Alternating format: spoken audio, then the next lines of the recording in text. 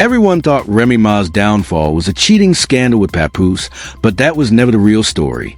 Behind the headlines, something far more dangerous was happening. The slow collapse of her entire empire, her industry alliances, and the very people who once protected her. And by the time the truth started coming out, it may have already been too late. What if I told you the biggest problem in Remy Ma's life was never Papoose, and the entire cheating scandal was just a distraction from a much bigger collapse happening in her career, her business, and her place in the industry? Critics argue that cheating is just a personal mistake, but what Remy is doing right now is professional suicide. She didn't just lose her husband's public protection. Allegedly, she aggressively alienated the absolute last group of loyalists who actually kept her relevant and bought her tickets. We're talking about burned bridges, vanished money, and a level of blatant disrespect so loud that the biggest heavyweights in New York have completely ghosted her. You think the marriage drama was the climax of her downfall? No, that was just the smokescreen.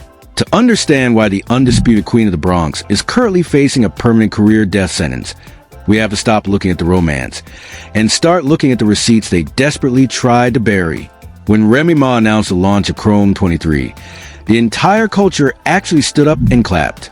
This wasn't just supposed to be another business venture. It was framed as her ultimate victory lap. She was throwing the undisputed crown back on her own head, positioning herself as the ultimate savior of female battle rap.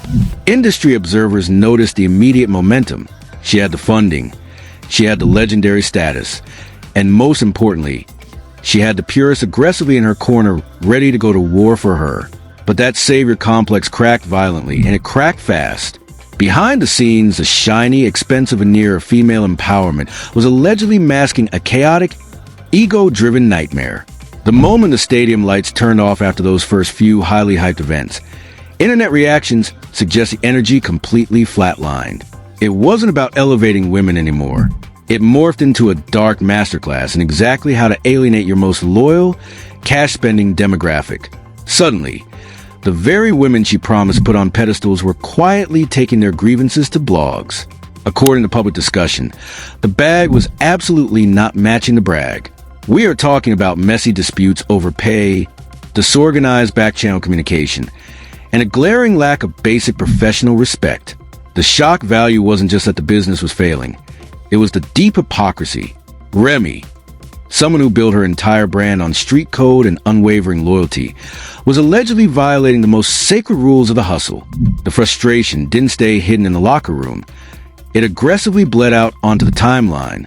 Battle rap purists, the grittiest, most unforgiving fan base in hip-hop, do not care about your mainstream Grammy nominations or your legacy. If your business is funny, you get dragged, and they dragged her relentlessly. Critics argue she treated the league less like a legitimate platform for up-and-coming talent, and more like a personal vanity project, stepping directly on the necks of the talent to keep the spotlight glued to herself. Then the greed accusations hit the fan. Whispers started circulating through the underground that the finances were sickeningly lopsided. Supporters believed she was just navigating the tough growing pains of a new CO.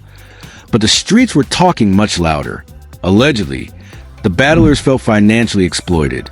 They realized they were just being used as disposable props to fluff up Remy's executive resume, allegedly walking away with pennies on the dollar for their actual blood, sweat, and bars.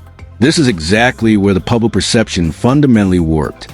Die-hard fans who had violently defended her during every single past controversy, even the prison bid, were suddenly freezing up. Make it make sense. You can survive a cheating scandal in hip-hop. The culture loves mess. What you absolutely cannot survive is the reputation of being a shady, opportunistic businesswoman who stars her own team. The narrative violently shifted from Remy the legend to Remy the finesser, and in the underground, that label sticks like superglue. The battle rap bloggers, the exact people who usually protected her narrative at all costs, were forced to cover the mess.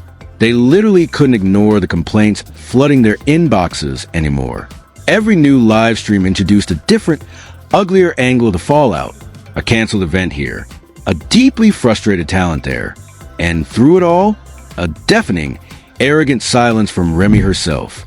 She tried to play the untouchable boss card, acting like she was simply too big to address the peasants complaining below her. But arrogance is a dangerous, fatal game in this specific arena. By ignoring the backlash and refusing to take accountability, she accidentally ignited an all-out rebellion. The women of Chrome 23 didn't just quietly walk away. They started plotting. They took their stories to rival platforms, essentially weaponizing Remy's own hand-picked roster directly against her. And the absolute wildest part that the mainstream media and the Shade Room entirely slept on? The subliminals. While everybody else was obsessed with who she was texting in her personal life, the actual battle rap ring was turning into an active war zone aimed directly at her head. There was a specific brutal bar dropped by a top-tier female battler during a massive non-Chrome event. On the surface, it sounded like your standard aggressive punchline, but industry insiders immediately caught the lethal stray. The battler allegedly referenced fake queens building chrome castles on stolen pennies. It was a direct, unapologetic shot at Remy's integrity and her wallet. The crowd reaction in the room that night was chilling. The collective oohs and the side eyes said everything. They knew exactly who the target was, and nobody jumped in to defend the queen. That single, devastating line exposed the harsh reality of her situation. She hadn't just lost a few disgruntled employees. She had entirely lost the respect of the underground. She bit the hand that fed her, arrogantly assuming the streets would blindly follow her off a cliff just because her name was Remy Ma. By destroying Chrome 23 from the inside out, she systematically burned down her own sanctuary, leaving herself completely exposed for what was coming next. The collapse of her battle rap empire was financially devastating, but losing the underground was only the first domino to fall. The absolute most terrifying reality for any veteran hip-hop artist isn't going broke. It's becoming invisible. And behind the scenes, a dark, systematic freeze-out was already in aggressive motion. While the blogs were hyper-focused on the romantic fallout, industry observers noticed a completely different, much more sinister timeline playing out in the mainstream.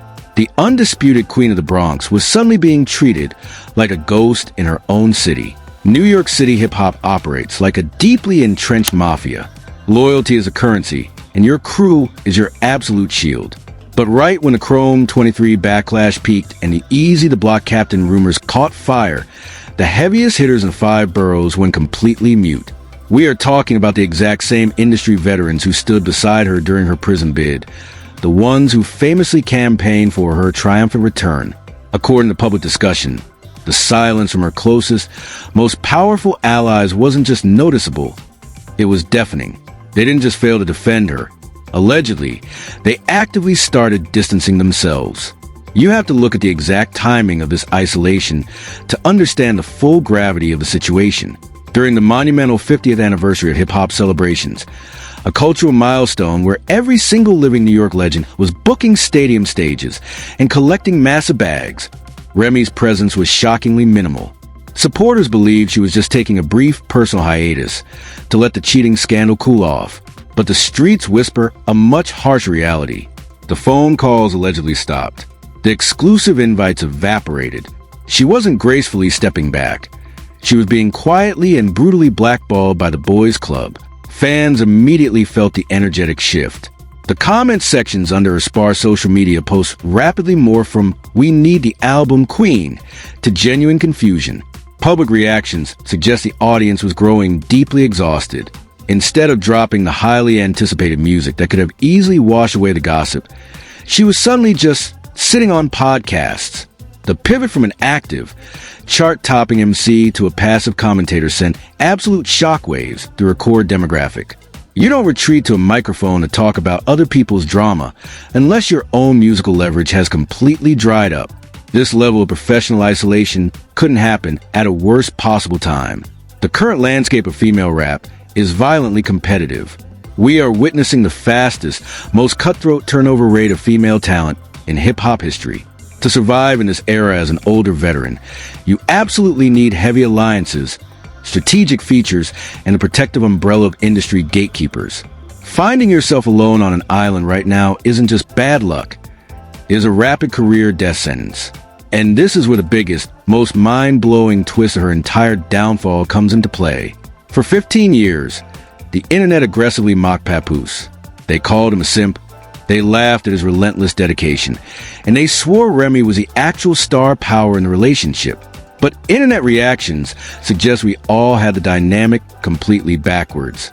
Papoose was never just a husband. He was her ultimate PR shield. He was the diplomat. He was the one shaking the hands, smoothing over her infamously aggressive edges, and maintaining the fragile alliances with the male-dominated gatekeepers of the industry. Behind the scenes, he was allegedly the glue holding her entire professional network together. Whenever Remy's raw, unfiltered temper threatened to burn a bridge, Papoose was the guy quietly stepping in with a fire extinguisher. The terrifying reality is that the New York heavyweights didn't suddenly cut her off just because they were offended by a cheating rumor. They cut her off because without Papoose playing defense, she instantly became a massive, unpredictable liability. The buffer was gone. She was exposed, unprotected, and actively spiraling. The industry looked at the baggage, looked at the lack of recent hit records, looked at the burned bridges in the battle rap community, and collectively decided she was no longer worth the headache.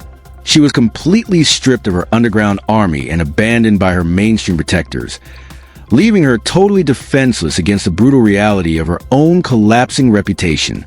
But just when the internet thought the situation couldn't get worse, a new detail completely changed the narrative. The new detail that completely broke the internet wasn't a leaked text message, a secret audio recording, or a surprise diss track. It was a microphone. In a desperate bid to stay visible after the industry froze her out, Remy executed the most jarring, uncomfortable rebrand in hip-hop history. Confirmed public facts showed her officially pivoting away from music and stepping directly into the messy, chaotic world of podcasting and gossip commentary. She started taking prominent seats on media panels, confidently giving her unfiltered opinions on pop culture and dissecting other people's toxic relationships. Industry reactions were instantaneous and dripping with pure, undeniable secondhand embarrassment. The collective consensus was brutal. You cannot be the untouchable, street-certified terror squad enforcer while simultaneously playing daytime talk show host. Then the timeline shifted and the internet violently turned on her. Fast forward just a few weeks into this new media era, and the viral clips started hitting TikTok. Here was a woman whose own 15-year marriage was currently the subject of the ugliest battle rap cheating scandal of the decade, sitting in a comfortable studio, giving other women life and relationship advice. Online speculation immediately caught fire and burned out of control. The blogs were heavily flooded with a humiliating theory. Was Chrome 23 bleeding so much capital that she was literally forced to become a talking head just to keep the lights on? Internet reactions suggest the core audience felt deeply insulted by the blatant hypocrisy. You cannot violently protect your own privacy, demand the blogs leave your family alone, and then actively turn around and monetize other people's drama. She deliberately stepped into the exact same hyper-toxic, investigative commentary arena dominated by relentless instigators like DJ academics, but she completely miscalculated her own leverage. Figures like academics are built for the digital crossfire. They thrive in the mud. Remy's entire legacy, however, was built on an ironclad demand for respect. Critics argue she suffered the exact same humiliating fate as other fallen rap veterans who try to pivot to the podcast mic to save their relevance. The undisputed rule of the culture is that the moment you start gossiping for clicks, your street cred vaporizes instantly. You are no longer an icon. You are just another content creator begging for views. This was the ultimate breaking point. The exact moment the culture collectively cringed and walked away. The transition from the streets to the studio wasn't an evolution. It was a public execution of her own brand. Supporters believed she could just charm and talk her way through the cheating scandal, but public discussion proved otherwise. The comment sections under every single one of her media appearances became absolute, unmoderated war zones. Fans weren't debating her commentary takes. They were brutally weaponizing her own husband's subliminal tweets against her in real time. By trying to become the narrator of the culture, she accidentally put a massive, unavoidable spotlight on her own burning house. She tried to change the subject, but the internet made it painfully clear. They were never going to let her forget.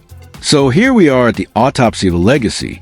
Remy Ma survived a massive prison sentence and a decade-long industry exile, only completely dismantle her own empire from the inside out. The undisputed queen of the Bronx traded her heavy hip-hop crown for a cheap podcast mic, burned her loyal underground army, and arrogantly pushed away the one man, who was actually playing defense for her with the industry gatekeepers. Now, the absolute biggest unresolved mystery hovering over her entire career isn't about divorce papers or cheating rumors. It's whether she even realizes the window for a comeback has officially slammed shut. I want to know exactly what y'all think down in the comments. Did Remy aggressively destroy her own legacy by assuming she was untouchable without Papoose's protection? Or did the New York hip-hop culture turn its back on a veteran way too fast? Drop your most brutally honest takes right now. And if you want the real unfiltered tea on the industry's darkest downfalls, make sure you hit that subscribe button so you never miss a deep dive.